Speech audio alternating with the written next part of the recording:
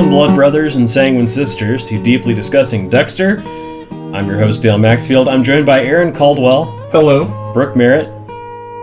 Hi. And Zach Rowland.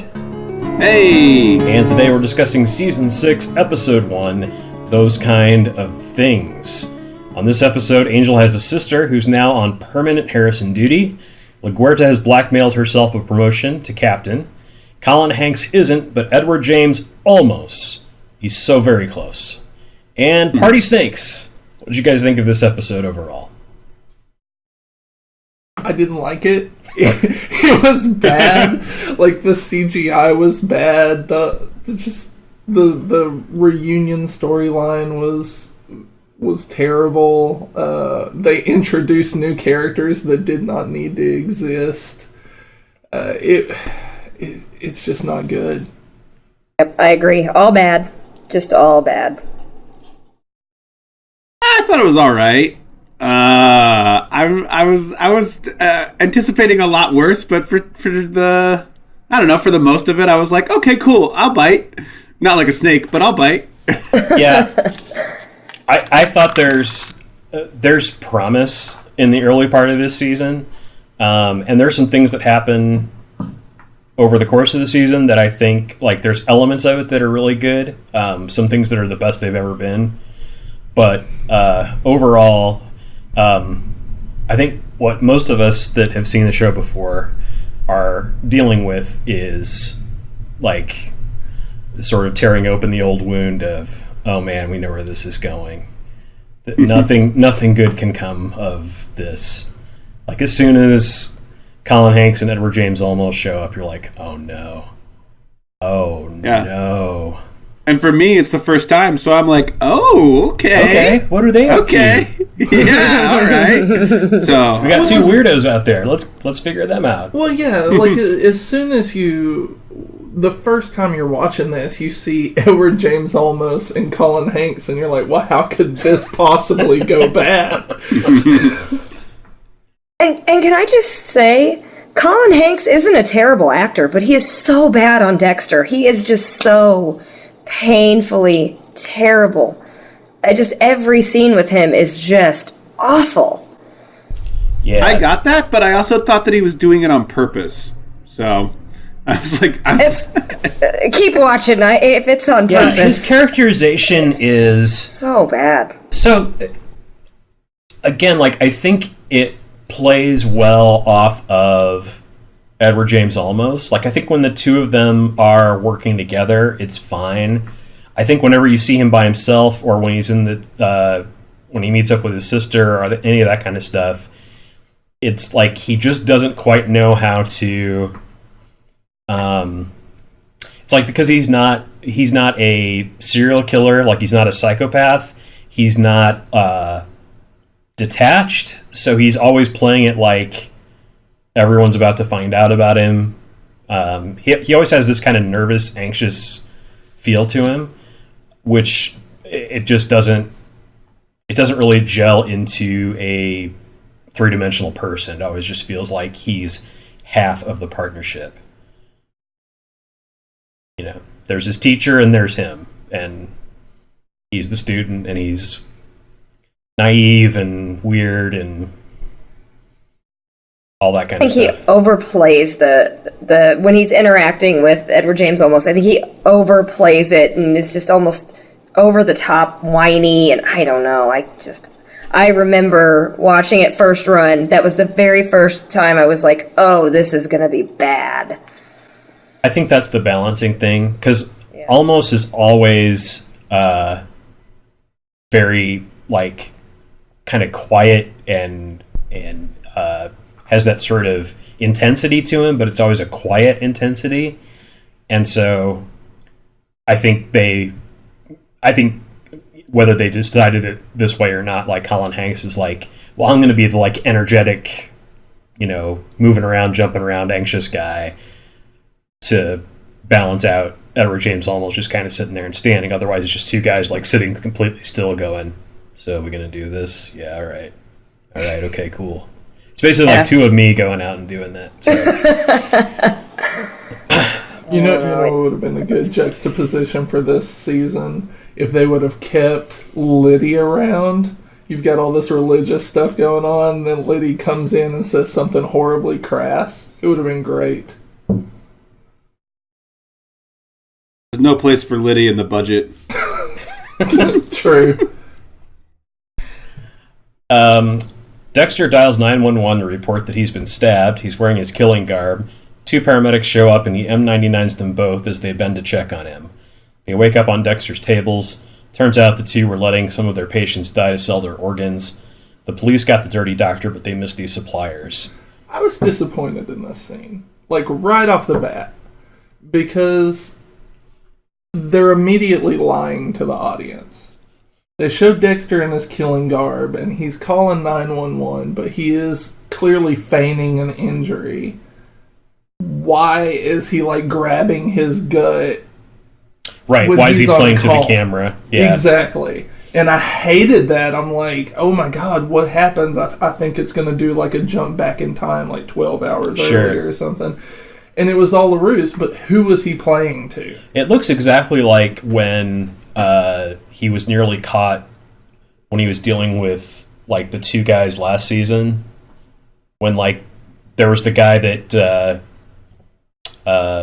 Lumen shot, and then they were in that, like, that sort of industrial area, and he nearly got caught a couple times in that as well. It looked like they had just, like, shot an extra scene there, and it was like, or like it was going to go back and say something about last season that they forgot to tell us so they could set something up.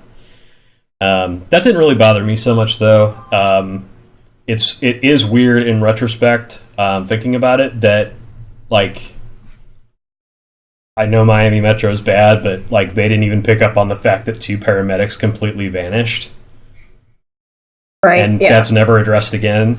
So, yeah. I agree with Aaron. It was a big disappointment because that opening, like, 2 seconds where it's like, ooh, he's been stabbed. Then you're like, wait, what? And then he's on the phone with 911 and these paramedics come. You don't send police for a stabbing now? You just send 2 paramedics. Nobody questions it. And then he shocks them, which is so out of character for Dexter itself. That was just like, you know, are they trying to amp it up by having him do that? Just, I didn't like it at all for all of those reasons.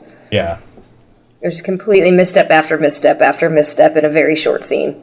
Yeah, I didn't even think about the cops not showing up. That makes it even more ridiculous. Well, I mean, it's never even mentioned at Miami Metro. Like, no one's assigned to look into the 2 paramedics that just vanished. Right. Yeah, guys, it's because it's Miami. People die here every day. People die in Miami. Some are murdered. That was just written on the police report. The paramedics are missing. Some people die in Miami. Dexter mentions that a year has passed since seasons 5. Everything's going great. Like, he's happy. Everything's working out. He's killing people. It's all good. There's a POV shot from Dexter's perspective as he walks into the room. We see Jamie Batista for the first time, who I don't think gets introduced by her name for a while, if not even this episode. But she's Harrison's new babysitter. She's in a bikini because Angel watched Harrison while she went to the pool. I'm not complaining. Jamie is living in the apartment next door. She offers to stay and study at Dexter's, but he lets her go and reminds her that he needs to stay the next night for Dexter's high school reunion. Yeah, because I guess in the off-season, Dexter bought the apartment next to him for a live-in nanny. With all of his millions of dollars, yes. Yeah. And no explanation about why we lost the last sitter. Never even. They made her such a key Maria part Doyle last Kennedy time. said no. Has a real job, yeah. But, you know, just... She got tired of being sent to Orlando. Well, I mean, it's a pretty good gig. He can afford to send her to Orlando. He can afford to buy Jamie an apartment. I know it's taken a while, Zach, but I told you way back at the end of season 2 when we lost Lila that it wasn't going to be the end of the eye candy women. You weren't lying. This might be the new Lila season already. To me, it's like, well, you know, friendship is rare. She's not gross, which makes her a lot more attractive to me than Lila. Yeah, But she's not. She's already like underage. So. No, she's not. No, I think She's in college, right? I mean, for Just me, she's above underage, but she's not illegal. Was she in college? Yeah, she's in college. Yeah. And surely he didn't move a high schooler into the apartment next door to him. That would be a little too weird. Angel's sister, It's the high getting odd. schooler. Yeah. We're making a whole fine, different Angel. show. Yeah. I think she's still even a little older than that because that's jumping ahead. Yeah, I think she's in her 20s. Yeah, we should wait. Yeah. I mean, you can be in any age and be in college. Not really. Not that makes sense. Any age above 18 or below. I don't. You know what? Doogie Howser, man. Okay. So, yeah. Deb and Dexter go to a parochial preschool to see about a place for Harrison. Angel's daughter went to the school.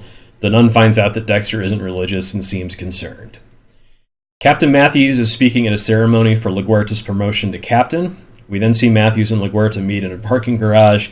It turns out LaGuerta blackmailed Matthews with the madam's contact lists. It's also revealed that Angel and LaGuerta are divorced. Thank God we invested so much time in Linguista for it to, pan out off Hey man, screen. I'm happy that that's done and that I didn't have to watch any of it. True, but what's the last thing that happened when we saw them? They got back together. That was the last thing that happened in season 5. It's a long way from the couch to the bedroom. I'm happy to see them split up, but it just goes along with this whole episode where they're just like, whatever. We're just going to just change a bunch of things. We don't know what we're doing anymore, so we're just going to throw things and see what sticks. Well, they have to set the table for the Scott Buck show running, and so they are resetting burn everything a lot of down. things. Burn it all down. Rebooted again. Yeah, it's definitely rebooted. Masuka leads a class through Miami Metro. He's teaching forensics. Angel gets caught up on a young, busty blonde and says the future looks bright before realizing that he's staring. Deb asks about the preschool, and when Dexter says he hasn't heard yet, she says, "Tick-tock, Dex." Is that a Jordan Chase callback, or did they just not remember that that's something he said last season? They didn't remember. It's like, that's not something she's ever said before. Yeah. It's such a weird line. That's the sound. They're like, of your child's catchy life. line. Where have I heard this before? That would have been amazing. She's just thinly veiled threats towards Harrison. Tick-tock, Dexter. That's the sound of Harrison's life ticking away. Dexter's true reason for going to his reunion is that one of his classmates was murdered. Dexter thinks it was her high school boyfriend. We see Edward James Olmos riding a canoe being paddled by Tom Hanks. Okay. They're looking for a pregnant snake. What? Hanks This show just got a lot better. This would have been a much better show. We're pregnant snake searching. What an epic introduction. It doesn't get better than that. I will say that it does, it sort of falls on you like an air conditioning unit in New York City. Like, you're like, where the fuck did that come from? And then it cuts away without any type of explanation. Yeah. It's nothing. We got one. Dexter dodges a Ned Ryerson type and sees the target. He has modified his class ring to stab and get a blood sample from the target. He's stopped again by a woman who tells him he was the last man she dated before becoming a lesbian. He's stopped by a lot more people, and then Harry says that he's finally popular and so he should enjoy it. Dexter's target fist bumps Dexter, giving him the sample of his own blood. When asked about his deceased wife, the target says he sometimes still gets angry about how she left him, which was supposedly a suicide, but Dexter thinks he knows better. The target sees the former prom queen, Trisha, and starts scoping her out with Dexter. He leaves to talk to her, and Dexter sees a touch football sign-up sheet. It's a new chance to get blood from the target. Also, Dexter would not do that. It's so out of tune to the character. He can come up... How many times has he found ways to get blood from people that did not involve contact sports? Also, why does he need blood? Can't he just get, DNA? I know he's a blood analysis expert, but can't he just get DNA of any kind? Like he's always done? Yes. Yeah. Yeah. Yes. It's almost like weird. the people that are running this season have not seen an episode of Dexter before. Very much so. I really just want to know why, like, Michael C. Hall didn't just, he's doing it, and he's like, you guys know I can just, like, get saliva or steal a cup, and they're like, shut up, Michael C. Hall, we run the show now. Like, stab him with a ring, like he's not going to notice that he just got stabbed in the hand. Such a weird thing. Yeah. Stupid.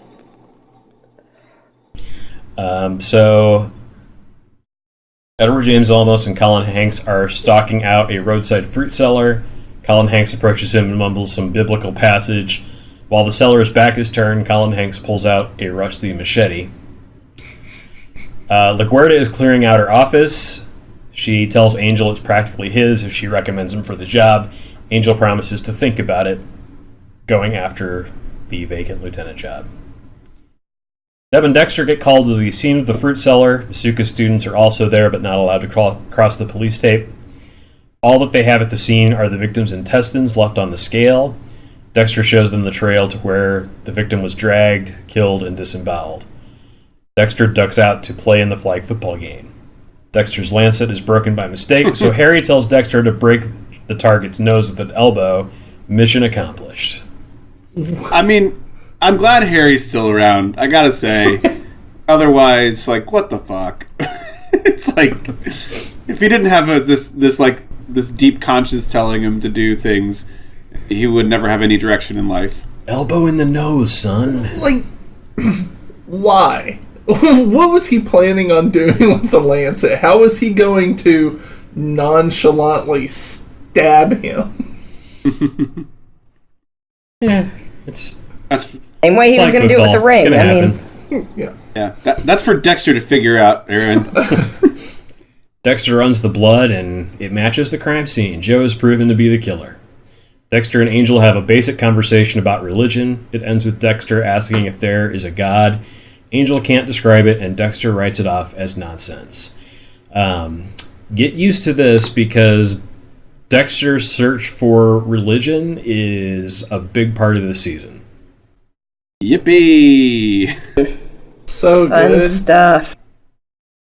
Angel and Jamie go out for dinner. Jamie mentions how Dexter has to go out onto his boat a lot. She thinks she's trying to keep his grief about Rita away from Harrison. Angel says he's acting lieutenant and is likely to get a permanent promotion.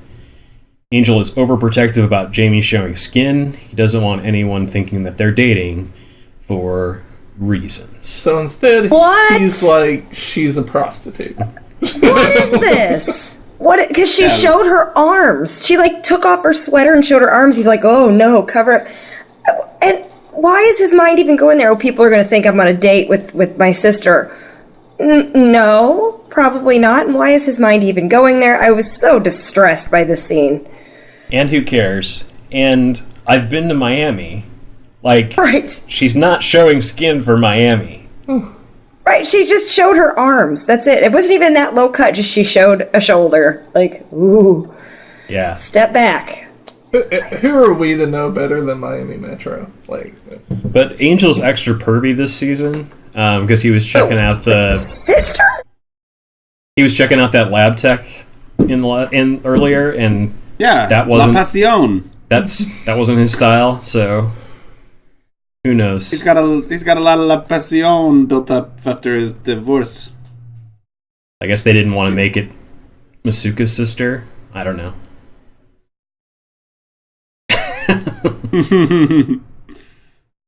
Yeah, like I said, as far as Jamie's concerned, I am not complaining. Just not complaining. Yeah, you gotta. It's She's fine. It's everything's fine. yeah. Yeah, the show moves on. We're all better for it. Dexter tells the nun that he never really had faith in his childhood, but he wants this for Harrison. She says she will try and find a place for him. The fruit vendor is found dead on the beach. They find that he was cut open and then sewn shut in the pattern of an alpha and omega. Dexter cuts into one of the stitches and a bunch of CGI snakes pop out. Dexter realizes that whoever did this is no amateur. This scene was I don't know. laughably bad. Yeah, because those stitches looked pretty amateur. Well, not just that. It's like the snakes come out and they look like they're just kind of floating above the body. It's so bad. And then they just start picking them up and they're clearly like fake snakes. It's weird. It's when you use CGI to make an animal do something that it wouldn't naturally do. And that's the reason that you're using the CGI. It's like, maybe rethink what you're trying to make happen here. Like, don't try and make an animal do an unnatural thing. And that's what happens on Mayans all the time, is that they try and use animals for symbolism. Like, somebody will be doing something and, like, the camera will pan over and you'll see, like, a cockroach, like, kind of walking in a similar way or something like that. It's like, dumb. Don't do that. Just don't. Let them... I mean, if you were going to have snakes, make them act like snakes. I don't know. A wise man once said, why did it have to be snakes? It was Indiana Jones. I know that guy. Oh, I hadn't heard of him. Dexter returns to the reunion to take care of Joe. He runs into I'm going to Trisha. interrupt something real quick on there. I want to go back to something. When he was talking to Joe earlier, and Joe didn't remember him at all. He was talking to him, and Joe's like, oh, I don't remember you. But then he says, yeah, I heard you went through something. So another complete lack of paying attention to what you're writing. Like, yeah, no, didn't know you in school. Oh, yeah, I heard you went through something. If you didn't know him, how did you hear it? Just, that really was yet another little thing that really just pissed me off about this episode. I just wanted to point that out. And also, how long is a freaking high school reunion? Like, I don't understand why there's multiple days with multiple activities. There are. Like, it's... Apparently that's a thing. Dale and I just had this conversation, actually. Really? Because I refused to go to my reunions, but apparently it was, 3 days at our reunion or something? What? It was definitely 2. I don't know about 3. Because they went to the homecoming football game on Friday. And then there were activities during the day on Saturday, like for your family to come along. And then the actual... reunion was Saturday evening. So 3 different events. 3 different events. That's a lot. That's a big commitment. But it was 24 hours, basically. I mean, I didn't go to the football game, so I didn't see that part of it. You didn't play any flag football to try to get blood samples or anything? I didn't. No. I had to wait until Friday night to drive back and to drive out there because I live 5 hours from where we went to high school. But I was doing the DJ VJ thing, and I had to bring all my gear out. So it was interesting timing for this episode, considering Dale and I just had a conversation about high school reunions. Yeah. Well, and we actually were in the same room for the first time since we went to high school. Right. Recently, yeah. So that was interesting too. First time in person since 1995. Yeah. I'm still probably not going to go to reunions though. We'll see. CGI snakes. No. So we were getting ready to do Dexter the blowjob. returns to the reunion. He runs into Trisha. Wow! This section already. Oh yeah. This section, yes. This is my favorite scene. This is the scene I've been waiting for. I was born ready. So Trisha says that she cheated off of Dexter in high school and she wants to return the favor by giving him a very silly blowjob. Dexter silly blowjob. Isn't it? Yeah, it's the silliest. It's a Scott Buck, Dexter meets 1982 Meatballs. Yeah, it was like Revenge Animal of the House, Thirds. those movies, because that's so Scott Buck's humor. Breakfast Club. It was very Breakfast Club. Oh, it was they zoom in on really his bad face and movies. he crosses his eyes kind of thing. Porky's, that's the movie I was thinking of. It made me think of Porky's. Porky's? Yeah, from 1980. I didn't realize they were going to come back to it when it was they pan up to the ceiling and then they cut down to his face and then they're she's all done. And it's just yeah, it's silly. It's completely ridiculous. And Dexter has was delicious. Dexter has the thought that's there's no way that there's no way that she was satisfied by that. She's like, that was great. Like, okay. Yeah, it's just a Scott Buck, man. His humor is so awful. So Dexter steals her phone before returning her purse. He texts Joe from her phone and invites him to a secluded spot. Joe manages to knock the M99 out of Dexter's hand. Dexter goes ahead and starts giving him the speech anyway. Dexter dodges a punch and chokes Joe out. He wakes up tied down to a table made from a scoreboard. Turns out Joe killed her to save on what it would have cost for a divorce. What a storyline. Joe's Jesus tattoo distracts Dexter. He tries to get some information about religion from Joe, but it's all nonsense too. Dexter kills Joe with a hammer and says, hammer time. Because they had already run that joke into the ground at the reunion. Yeah. I don't know what hammer time is. I don't understand hammer time. Quinn meets up with Deb. Quinn is acting nervous and weird, obviously because he wants to propose. While he's in the bathroom, a shooter in body armor shows up. Deb manages to take him out. She's filmed by a guy with a cell phone. And Edward James Olmos and Colin Hanks recite biblical verses that have to do with the 7 snakes. That is the end of the episode.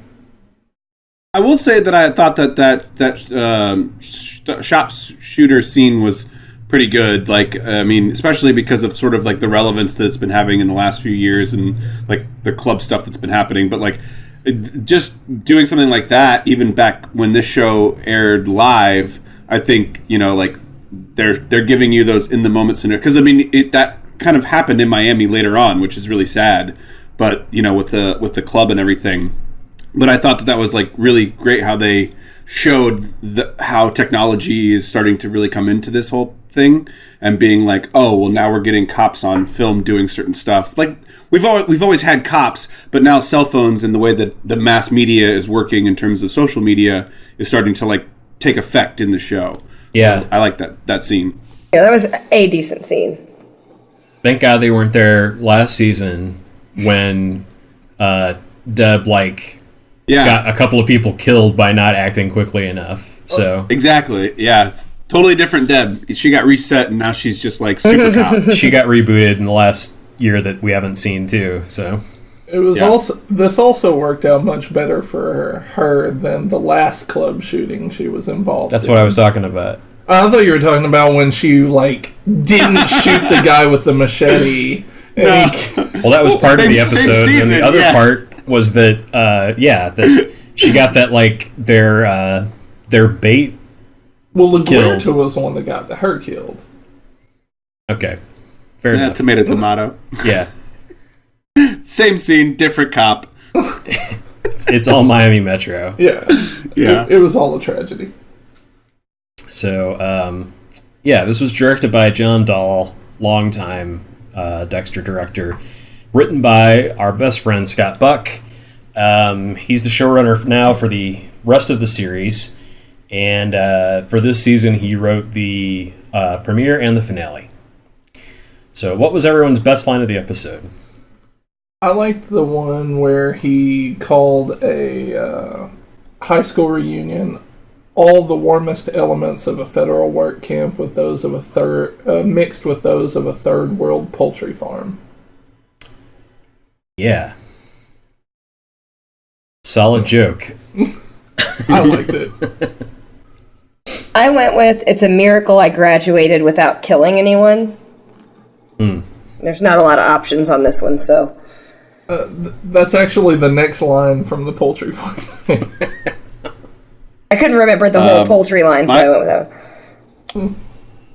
Mine was when he's at Harrison's school and he says, "Nothing, I don't believe in anything." Mm-hmm. And I was like, "Amen, brother."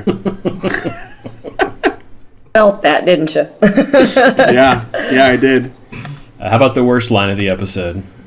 I had the entire Batista Jamie restaurant scene. I had the same thing. I went with the TikTok Dexter. so stupid. That's the sound of your life running out.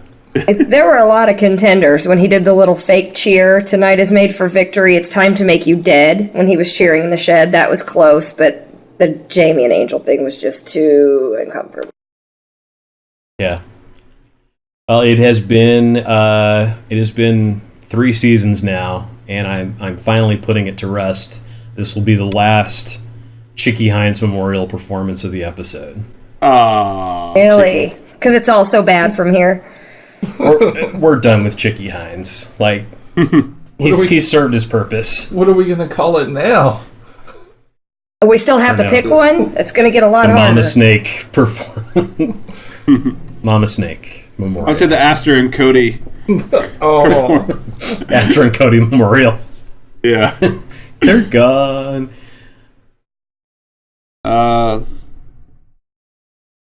Anyone have an actor that was good in this? Well, easy choice for me. I'm going to go with Jamie Batista's sister. If not her, then that silly blowjob. Either performance was really performances. Worth it.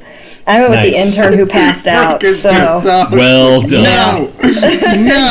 This is how it's going to be the rest of the show. Jamie every time.